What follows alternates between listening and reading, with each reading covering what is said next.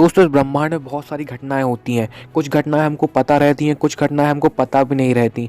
जो घटनाएं पास होती हैं वो हमको ईजिली पता चल जाती हैं, लेकिन जो घटनाएं millions of trillions of light years दूर रहती हैं वो पता हमको बिल्कुल नहीं चल पाती। लेकिन दोस्तों बड़ी बड़ी स्पेस ऑर्गेनाइजेशन, हमारे researchers, scientist, space x, NASA, ISRO जैसी बड़ी बड़ी स्पेस ऑर्गेनाइजेशन इन घटनाओं को कवर करने में लगे हुए रहते हैं। लेकिन कुछ घटनाएँ ऐसी हो जाती हैं जिनको साइंटिस्ट को कवर करने में भी बहुत मुश्किल पड़ती है, लेकिन इसलिए वो मैथमेटिकल ऑब्जर्वेशन का सहारा लेते हैं। लेकिन दोस्तों जी आज की बात नहीं है। कई सदियों से पुराने जो वैज्ञानिक हुआ करते थे उनके पास एडवांस टेक्नोलॉजी ना होने के कारण वो केवल मैथमेटिकल ऑब्जर्वेशन और कैलकुलेशन का सहारा लेके ही स्पेस की जानकारी किया करते थे। जैसे दोस्तों हमारे सौर मंडल में नेपच्यून ही एकमात्र ऐसा ग्रह था जो कि फर्स्टली मैथमेटिकल कैलकुलेशन और ऑब्जर्वेशन के द्वारा खोजा गया था, जिसको खोजा था 1846 में। उन एस्ट्रोनॉमर का नाम था जॉन गैल। बट दोस्तों वो तो हो गई एस्ट्रोनॉमर की बात, लेकिन दोस्तों क्या होगा अगर हमारी अर्थ पे सैटर्न जैसी रिंग आ जाए? क्या लाइफ पॉसिबल होगी?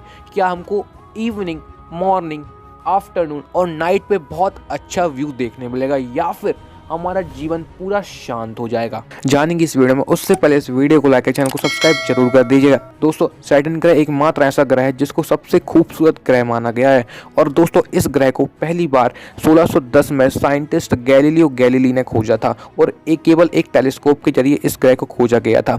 दोस्तों एकमात्र ये ऐसा ग्रह था जिस पे पहली बार साइंटिस्ट को कुछ अजीब देखने मिला था। दोस्तों गैलीलियो ने बताया था कि उनका जब उन्हें इस सैटर्न को देखा तो उनका फर्स्ट रिएक्शन था कि इसके चारों तरफ ये गोल सी चीज़ क्या है। फिर धीरे धीरे टाइम बढ़ा और धीरे धीरे नए साइंटिस्ट, नए एस्ट्रोनॉमर आते रहे। फिर उन्होंने सैटर्न को और अच्छे से डिस्कवर किया। फिर एक साइंटिस्ट ने डिस्कवर किया कि ये चारों तरफ जो है ये एक रिंग होती है, और दोस्तों जो ये रिंग होती है बहुत सी छोटी छोटी चीज़ों से मिलकर बनी होती है। जैसे इस रिंग में बहुत सारे एस्ट्रॉयड, छोटे छोटे रॉक्स और आइस वगैरह होती है। वैसे दोस्तों ये जो चीज़ें होती हैं ये ग्रह के चक्कर लगाने रखती है, और सूर्य की जो लाइट्स आती है इस पर तो इससे ये विजिबल हो जाती है, तो ऐसे एक रिंग बनती है। लेकिन दोस्तों क्या होगा अगर हम वही सेम रिंग, सैटर्न जैसी रिंग अपनी अर्थ पे आके लगा दें?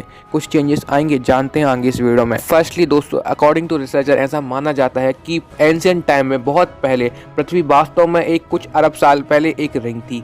दोस्तों इसका गठन तब हुआ था जब एक मंगल ग्रह के आकार का ग्रह थिया युवा ज्वालामुखी पृथ्वी से, पिघली हुई पृथ्वी से टकराया था। टकराने के बाद दोस्तों इसने पृथ्वी की चारों तरफ एक रिंग बना दी थी, लेकिन जो इसकी रिंग थी वो शनि ग्रह की रिंग से टोटली विपरीत थी, क्योंकि जो मैंने आपको बताया था शनि ग्रह की जो रिंग थी वो बर्फीली चट्टानों से बनी थी, लेकिन जो इसकी रिंग थी वो पिघली हुई चट्टानों से बनी हुई थी। लेकिन दोस्तों फिर उसका रिंग का क्या हुआ? लेकिन दोस्तों धीरे धीरे वो रिंग कन्वर्ट एक गोले में होती गई, और वो गोला आज हम उसको अपन चांद कहते हैं। लेकिन दोस्तों मान लिया जाए कि चंद्रमा कभी बनता ही नहीं तो हमारा जीवन कैसा होता? दोस्तों इससे हमारे जीवन पे बहुत ज़्यादा प्रभाव पड़ता।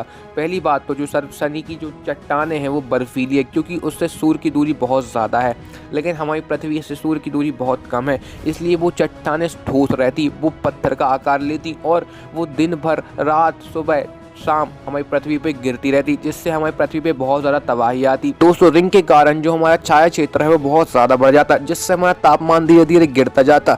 हमारा तापमान, हमारा ग्रह पूरा ठंडा होता जाता, और जिससे सब्जियां ना उग पाती, जिससे खाने के लिए अनाज की लाले पड़ जाते, और इससे मानव जीवन धीरे धीरे विनाश की ओर बढ़ता चला जाता। इससे दोस्तों मौसम का मिजाज पूरा बिगड़ जाता। इसका जो मौसम का संतुलन रहता है वो पूरा आगे पीछे हो जाता। और दोस्तों क्या आप जानते हैं इसके कारण हमारे वैज्ञानिकों को रॉकेट लॉन्च करने में बहुत दिक्कत जा सकती थी, और जितना चंद्रमा से हम प्रकाश पाते हैं उससे कहीं ज्यादा अधिक रात में प्रकाश हम शायद पा पाते। दोस्तों हमारा चंद्रमा हमारे पृथ्वी के संतुलन के लिए कितना जरूरी रहता है, लेकिन अगर वो नहीं होता तो हमारे पृथ्वी पर सुनामी आ जाती और बहुत सारी ऐसी तबाही मचती जो कि नहीं मचनी चाहिए रहती। और दोस्तों इससे हम बाकी तारों, ग्रहों, मंडलों बहुत को अध्ययन करने में हमको बहुत ज़्यादा मुश्किल जाती।